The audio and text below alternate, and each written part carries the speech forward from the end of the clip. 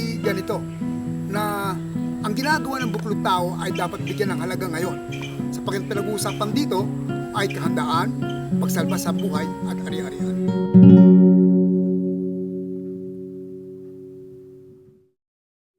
Ano ba ang magandang epekto na nagawa ng proyekto?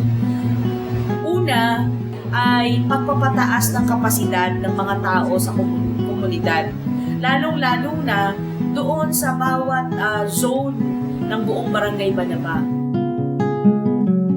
Pagkat kami sanay na sa mga pagbaha, sa disaster, siyempre, nung mga nakakaraang pagbaha o disaster, nahihirapan kami, lalo na pag regular sa paglilikas, pagre-rescue.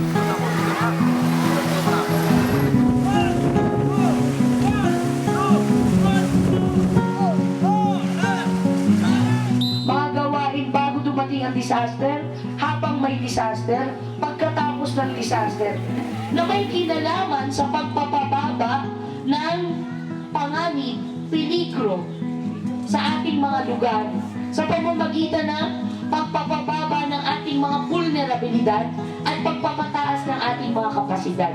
Yun po ang ginawa ng buklod tao. Lahat ng aming nasanay na mga facilitators mula sa buklod tao ay nagbigay sila ng pagsasanay sa mga zones para malaman nila kung anong gagawin sa panahon ng disaster. Sa Barangay Banaba, napakarami kasi nilang mga magagandang praktika. Napakarami nilang mga karanasan, no? Mula pa noong 90s na kung pagsasama-samahin mo ay talaga namang hindi matatawaran. Ang role ng CDP na ginampanan ay kung paano itaas ang mga praktika nito o pagsama-samahin ang mga praktika nito at ipaunawa sa mga tao kung saan ang pwesto nito sa CBDRRF. At kumbaga yung practices na ito na pinagsama-sama mo, tinaas mo sa isang teorya, ibinalik mo sa kanila sa isang mas mataas na klase na ng praktika. Yung pagpapataas ng kaalaman dun sa community na tungkol sa mga gawaing paghahanda, yun yung malaking tinitignan kong bagay dito sa proyekto. Yun ang pinaka sa akin, mahalagang na nagkaroon ng knowledge ang mga taong barangay regarding dun sa disaster. Tigit sa lahat, nagkaroon ng disiplina ang aking mga kabarangay. Dahil dito sa malakihang pagsasanay sa buong Barangay Banaba, ito ay nagbungsad ng patuloy na pagsuporta doon sa paggawa ng plano ng pangbuong barangay. Before a disaster, ano yung mga program? Magkaroon ng Barangay Disaster Risk Reduction Management Manual ang Barangay Banaba na kung saan naririto ang plano ng barangay para sa disaster response, disaster preparedness, disaster mitigation, and disaster recovery. Kung nung una nating punta, gumawa tayong skeleton, ngayon ang ginawa natin ay nilagyan natin ng laman. Ngayon, ang gagawin nyo po, kayo ang maglalagay ng skin.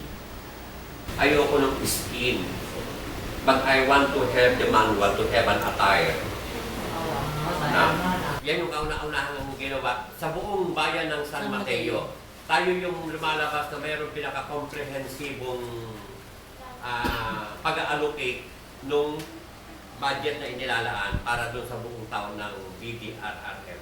At itong manual na ito, ang isa pang binubusog nito ay yung mismong flood simulation, pag-test ng plano.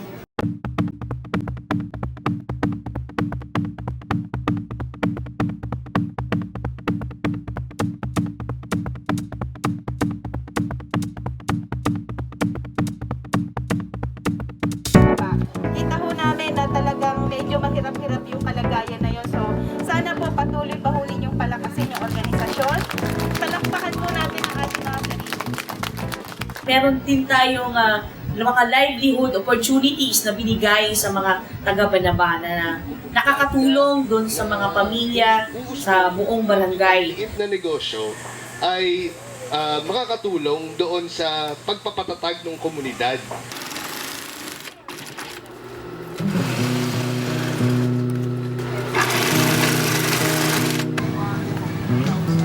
yung mga tao sa community na walang pakialam sa ginagawa ng tinakbo ng proyekto. Ang hirap silang i-involve. Kanya-kanya dynamics kasi yan bawat organisasyon. Pero kapag ka nagkakaroon ng mga aktibidad, mga pagpupulong hinggil sa DRR, nakikita mo talaga yung kanilang pagkakaisa at naging proactive na rin sila doon sa pagsasagawa ng mga components para sa DRR sa barangay, gaya ng community risk assessment at capacity building. Kailangan nakahanda na yung mga tao, lalo na dyan sa mga gilid ng ilog. Sabi nga ang laking hamon nun yung mapag-isa mo ba at magkaroon ng isang samahan o federasyon, yung buong community na nasa delikadong lugar. So iyon na pag-isa yun. May isang federasyon na kami ngayon na pinagsasama-samahan ng isang community na iisa yung magiging kilos naming lahat. Kaya sa usaping kung ano yung mga magagandang aral na makikita sa Barangay Banaba ay yung pagsasama-sama ng people's organization, ng barangay, ng mga iba't ibang organisasyon sa loob ng Barangay Banaba mismo. At sila mismo ay niyayakap nila yung programa. Hindi lang siya parang proyektong dinala mo doon. At kumilos sila for the sake na gawin lang. Sa proseso, nakita rin natin yung barangay. Nakita natin na nagkaroon na rin sila ng sariling inisyatiba para pataasin yung kanilang kamalayan sa usapin ng DRR at paganahin ang BDRIMC o yung kanilang Barangay Disaster Risk Reduction and Management Committee. Satuan.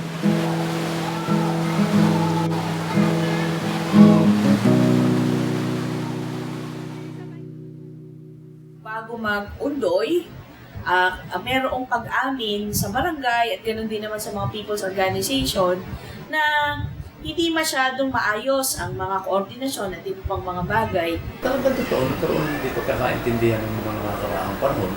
Siyempre, hindi naman tayo katulad ng iba na nagkakaroon ng pagtatanim ng parang sa mga lot. Kasi dati pag masalubong mo sila parang, yung punta ka dyan sa way na yan, kami dito. Pero ngayon isa na yung pupuntahan, may isa ng patutunguhan yung ginagawa namin lahat. Dahil sa BDRP ito ay pagka nag-usap ay talagang isang level na, isang tono na, isang kumpas na. Yun ang magandang nangyari dito.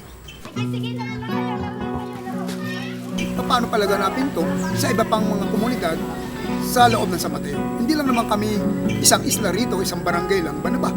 Marami pang 14 na barangay dito. At kailangan ng tulong, ayuda at interes ng isa pang LGU, ito yung munisipyo.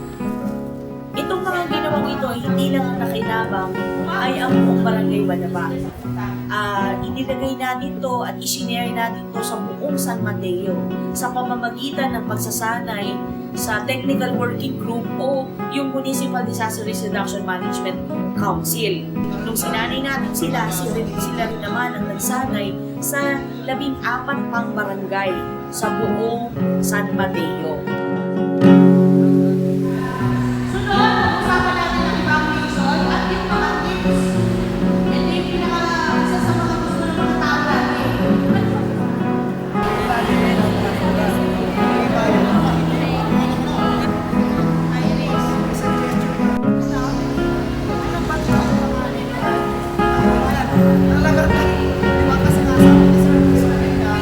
Kaya yung relationship na gano'n ng pag-a-advise na mula sa MDRMO sa barangay, kailangan constant yon. Kasi yung build relationship, hindi mo naman pwedeng sabihin, I love you sa first day May mga pinagdaanan siyang proseso ng usapin ng pagpapaunawa, lalo na sa bahagi ng mga nasa pamahalaan, kung ano nga ba ang kahalagahan nito at paano ito magagamit para sa iba pang mga barangay. Naamo po ang lahat ng mga sa barangay, ang San Mateo, ang aming munisipyo, na pag-ibayuhin pa ang pag-train ng mga barangay po sa disaster. To the project of Buklod Tao. Ngayon, natapos na yung proyekto, mas makakaisip pa kami ng mas ikaka-unlad pa nung mga gagawain na nasa mula na namin dito sa proyekto na to, dito sa Banaba. Ang CDP ay talaga namang nagbigay ng mataas na regard. Yung pagtataas, yung pagbibigay lagi ng assurance na kaya ng mga tao na tumignig sa kanilang sarili at maging sustainable itong DRR project na ito. Yung pinasimulaan ng BDRRB ay pasimula para sa developmental na aspeto ng pamayanan. Hindi pwedeng paghiwalayin itong developmental, pangkaunlaran at ihiwalay mo sa kahandaan. Iisa ito. Natuto akong magkaroon ng maraming pasensya, pangunawa, pagmamahal, kaligayahan sa paglilingkod sa ating kapwa. Sapagkat sila rin naman ay naging tunay na mga kaibigan at nakapagbigay sa amin ng tunay na kalakasan at inspirasyon para gawin hindi lang itong proyekto kung hindi talagang bawasan ang peligro na mayroon sa Banaba. At patuloy na gawin ito at patuloy na palakasin ang kapasidad nila. Nawa lahat ng ating mga natutunan sa proyektong ito ay magsilbing inspirasyon hindi lang sa bawat isa, kung hindi doon din sa ibang mga barangay mula Luzon hanggang Mindanao at kung pwede, doon din sa ibang bansa.